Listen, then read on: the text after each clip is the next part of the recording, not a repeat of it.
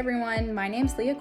I work in technical support with our analytical products, and today I'm going to talk to y'all about why it's important to use a clean, dry reference air for your zirconia measurement.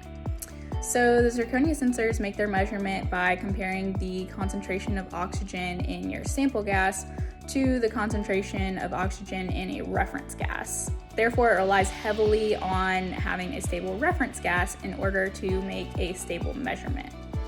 So if you introduce any sort of variation in your reference gas, like changes in pressure or changes in composition, like if you have humidity or oil in the reference gas, then that'll introduce noise to your readings and will result in an unstable measurement.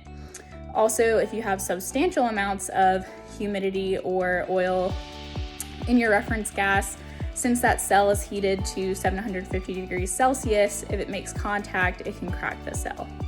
So overall, remember to always use clean, dry reference air in order to have a stable and reliable zirconia measurement.